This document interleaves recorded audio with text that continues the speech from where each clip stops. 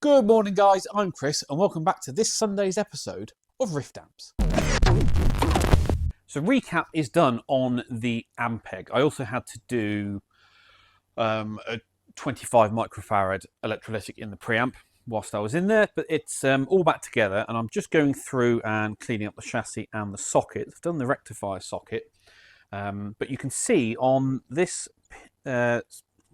socket here, pin 1, 2, 3, 4, 5, and the one next door to it. Oh, don't do that. There you go. Got all the green crusties in, can you see? There you go, that's a better shot. So this one, and slightly this one as well. You see it's just full of those green crusties. No good at all. So we'll get those cleaned out. The way I do clean sockets is two ways. First of all, I give the socket itself a good dosing of whatever cleaner you prefer to use. Then I get one of the valves and I get an old toothbrush. You've seen this toothbrush before, Mrs. Riff's toothbrush. Get that on there. First of all, I clean the pins on the valve itself. Give it a good old scrub. You get the idea. And then insert the socket, insert the pin, insert the valve, remove the valve, insert the valve, remove the valve. And I'm just working those contacts. Give it a wiggle as well as you're pulling it out. Both directions, clockwise and anti-clockwise. As you move this thing out, do the same as you're going back in. And then inspect your socket.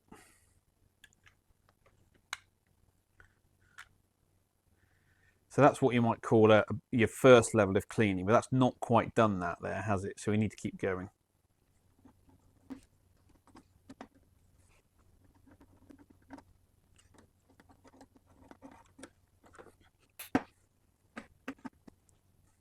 Much better.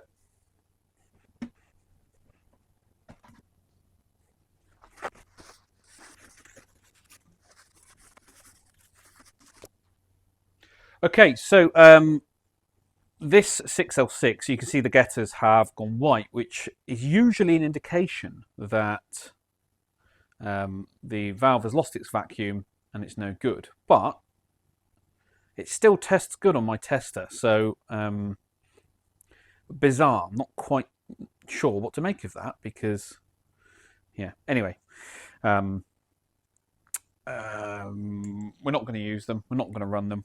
You can keep that one as a known good spare, but that one, we're not going to risk it. Not going to risk it. So we will fit a new set of 6L6s.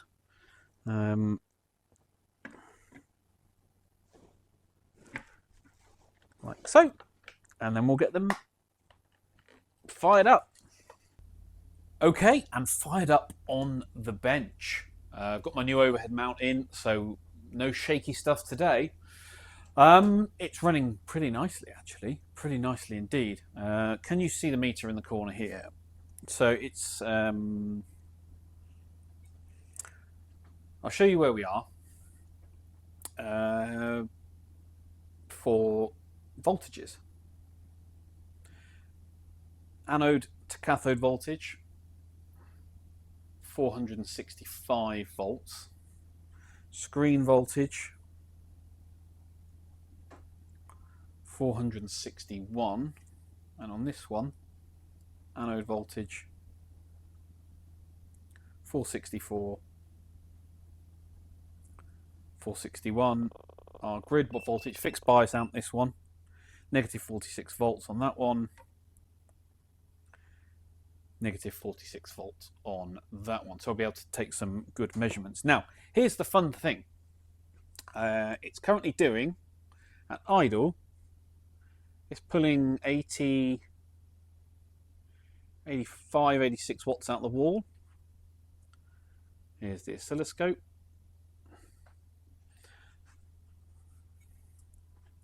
into the normal channel, or channel 1 normal input. There's clipping. We'll just back it down. We're doing 15.5 volts. 15.5 volts into, just make sure you can see that, 15.5 volts.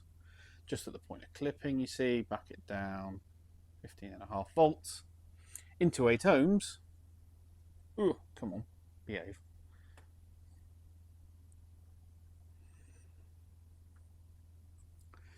$15.5 is 30 watts, which is exactly where it should be. Very happy with that.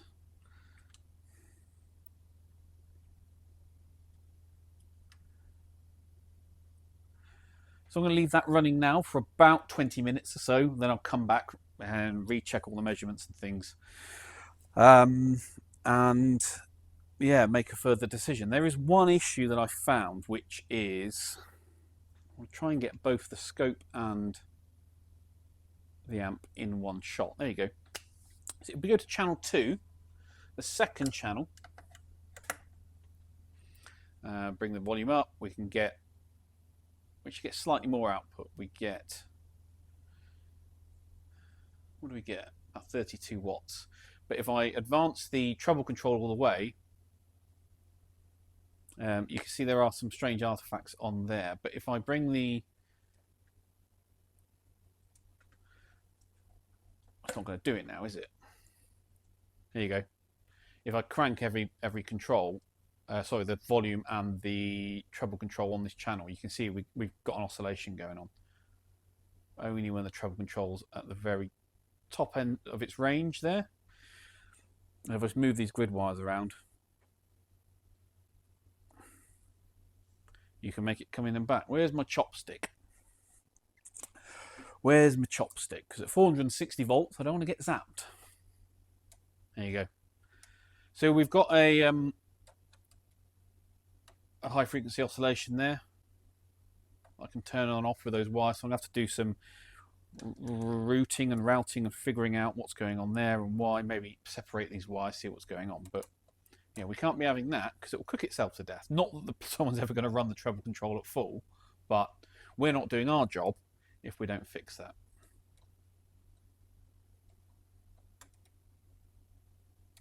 On, off, on, off. Cool. Okay. So bring it back down to a normal operating point.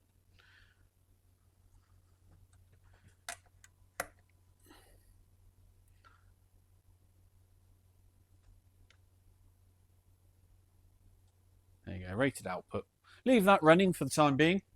Gonna have my lunch and then come back to it and retake all my measurements, see where we end up. Right, night sky update. That's still Saturn. Venus and Neptune are, Venus is the bottom right of it, Neptune to the top left, but they're not quite visible enough yet. There's the moon, there's Jupiter, and finally, over in the distance, that's Mars. Back on with the Ampeg then. So I've removed the cable tie that was around this bunch of 4 wires here. Just zoom you and show you these ones here. And you remember when I moved them all down, we got a high frequency oscillation. And it's actually this blue wire here. So if I bring the blue wire down, you can see it oscillates.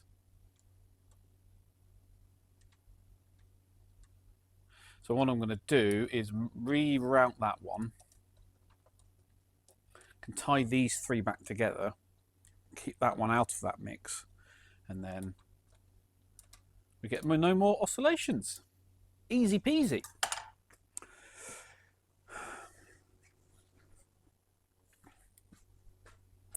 Ba-dum-bum-bum.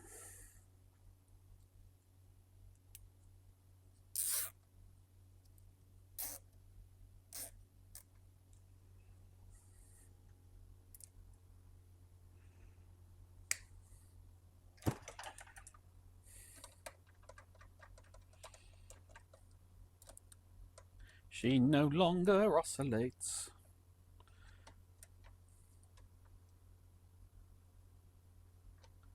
So as long as we keep the blue wire the other side of these wires, like that.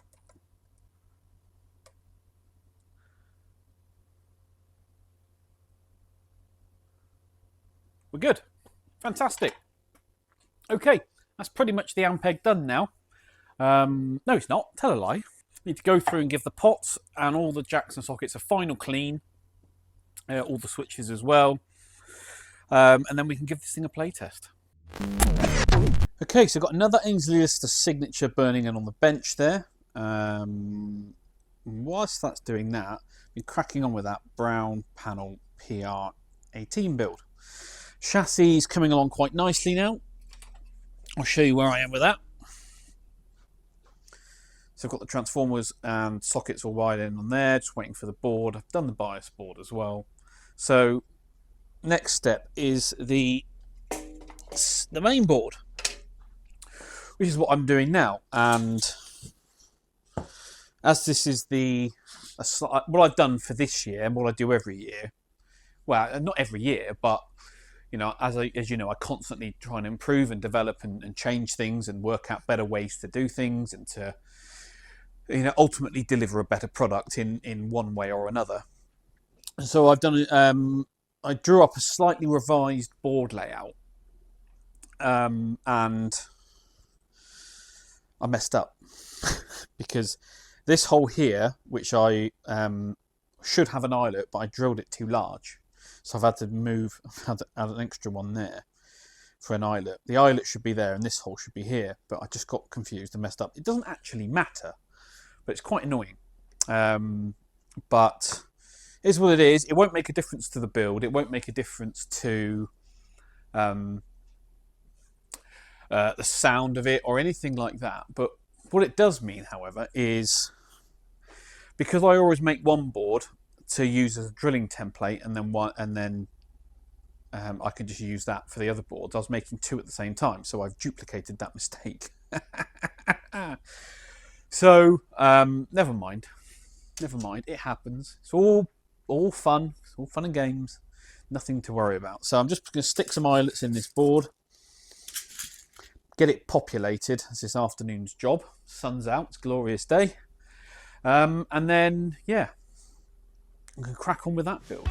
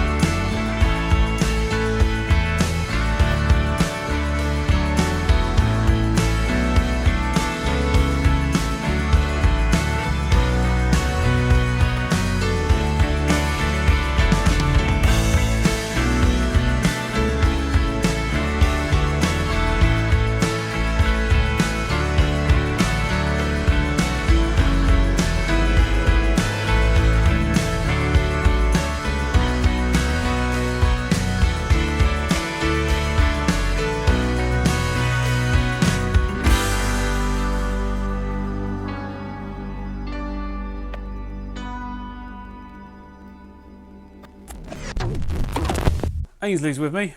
We've got his 1965, it's either late 65 or early 66, Princeton Reverb. And the story behind this is... I picked it up about probably 6-7 years ago, and it was just the best one I'd ever plugged into. It just seemed bigger, louder, just more of everything than any other Princeton I'd ever plugged into. And I think there might be a reason for that. I think there's a couple of bits, or there's certainly one bit on it which is not standard to the amp. But you're going to have a look and tell me all about it, aren't you? So it looks pretty much all original, and it's got a JBL in the back, which might be factory, because the D110F was an option, wasn't it? I think it was an optional extra. You could pay extra for it. Yeah. Eagle-eye viewers will see it's got a UK plug on it, but it's rated for US voltage. It's got the US auxiliary socket on it, and that's because it's got a replacement power transformer. That might be why it's been replaced then. Maybe it was a US amp and somebody's wanted to put a different transformer in so it could be used in the UK. Yeah, but you think it's from like a super reverb or a pro reverb? Yeah, or I've had a couple of people sort of cast an eye over it, and apparently it's a lot bigger than it should be, and there's quite a bit more voltage running through the circuit than there should be. So there's loads of mismatched stuff. Like basically all my amps, they're never normal. There's always something quirky about them. But it just sounds really, really good. Yeah. And so you've had this in storage for a while? Yeah, I mean, it's been in my studio, which can get a little bit damp if I'm away on tour for 2 or 3 months. It can get a little bit sort of damp in there sometimes. So, and I don't switch it on that regularly at the moment. So, yeah. So you dug it out of storage. You went to play it, and there was just no sound at all. It wasn't even powering up. So. Okay, so no dual light, and you found that the fuse had blown. Yes. Okay, but no other indication as to what the issue was. No. You stuck a new fuse in it, and it fired up and ran okay. Yeah, and it's been running like that for the last week or so. Right. So what we'll do is we'll get this thing apart. We'll have a look inside, check for any signs of burning, smoke damage, anything that's out of the ordinary. We'll stick a proper fuse in it, fire it up on the bench, and see what it does. Chassis out the cabinet. It is serial number A07686. And having a quick look, the power transformer is a 022749, which is a deluxe reverb power transformer. And I'll show you inside in a minute. Output transformer is original, 39th week of 1965. It's a bit loose. Reverb transformer is 39th week of 1965. The build stamp inside is the 2nd week of 66, so we're going to call it a very early 66. Right, let's flip it over and have a look inside. Right, up and running on the bench. You can see it's had the filter caps replaced on a tag strip here. It hasn't been done very well, but at least it has been done. They've left the original cap in, so from the outside it looks original. Got a fixed bias pot here, so we've got an adjustable bias. Arguably a good addition, but it seems to be working well. It hasn't had the preamp electrolytics done, and this one here and this one here are showing signs of bulging, but I'll show you at the first node. This thing 466 volts, which is, what's that, 45 volts higher than they normally run at. But here's the really interesting thing. One, it sounds incredible. And if I show you the scope, there it is. At the point of clipping, just there, it's doing 21 watts clean. And these are usually rated for 12. And that's why you like the sound of it, I think. Yeah, it just sounds, it's just... I've not had it at the side of other Princetons of the same age, but yeah.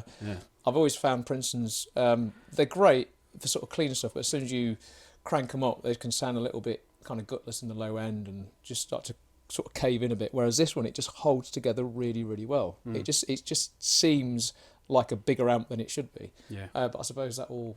So the higher internal voltages, the higher output and the JBL are all coming together to give it a huge sound. Yeah. But does it still have that Princeton feel to it, that kind of mid-range sweetness that they all have? Yeah, well, we can listen to it in a minute. Yeah, we'll give it a play in a minute. The other thing I'll show you is, I'll show you the tremolo. It still goes really deep. It's still quite fast on its lowest speed, as they all are, but on its maximum intensity setting, you've got a nice deep throb there, which is really interesting, because you'd think, being that it's higher output, you'd lose some of that throb, but you really don't. And the trem circuit is entirely unmodified. Very interesting. Well, we'll just switch that off. I'm just going to go through, give it a quick service, clean everything, tighten everything up, and then we'll do some sound demos. Just noticed, don't worry, the amp is now off and discharged, that the board mount screw here is completely loose. It's got loads of play there, so we'll just snug that back down.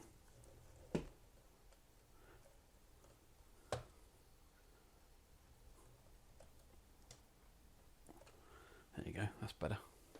Lovely. Cool.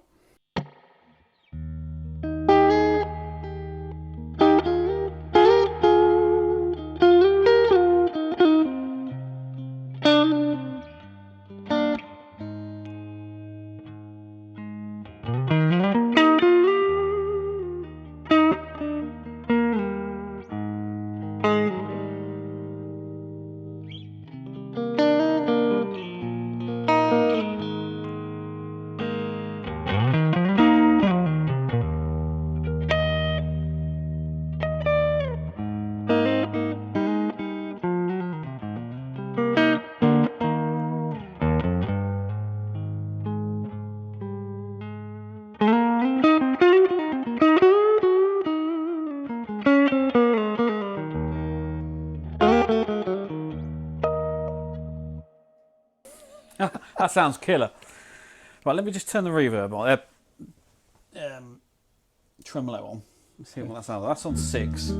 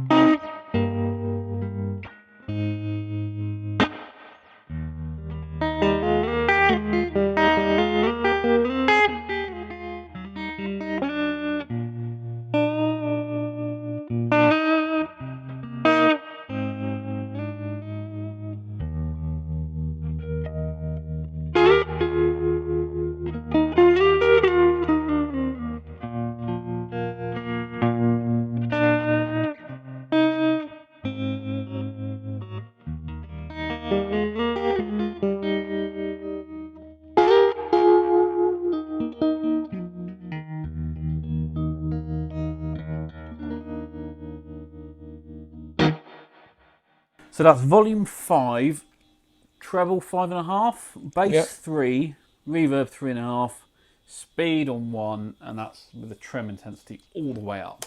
Yeah. That's amazing sound.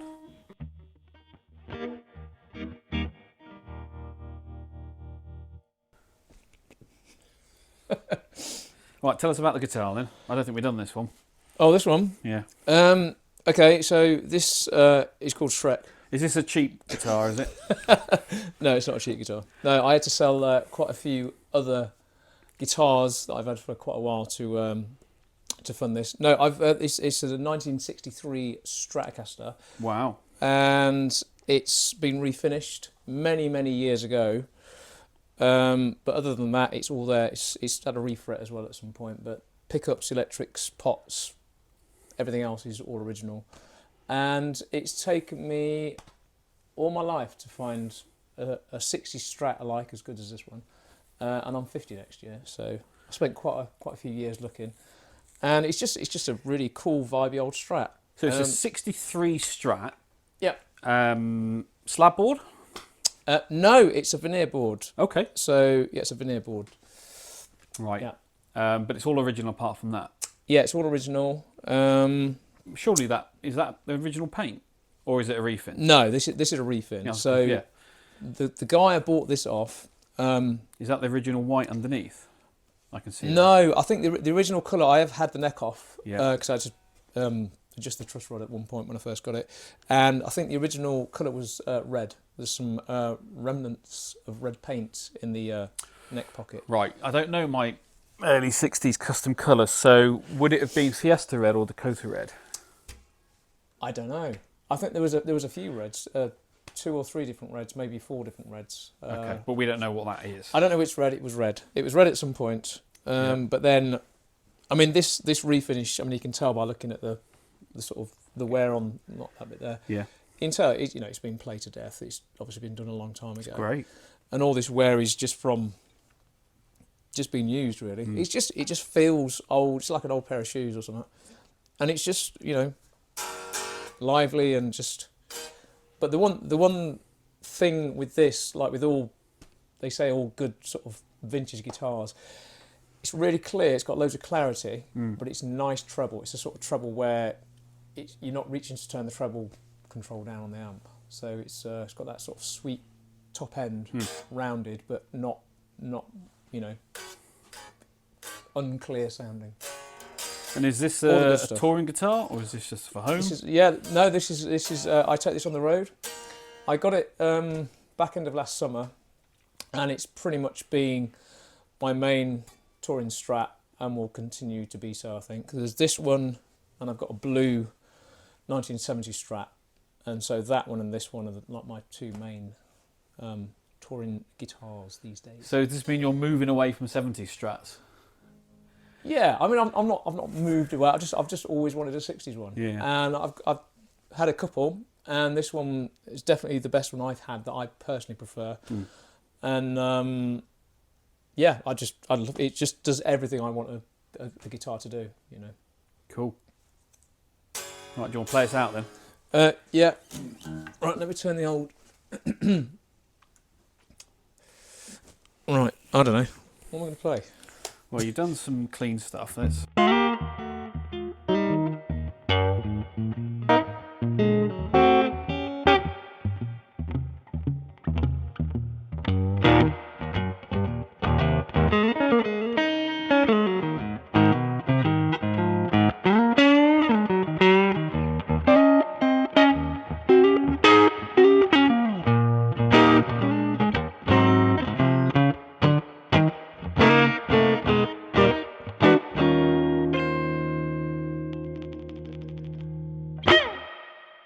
Don't forget to like and subscribe.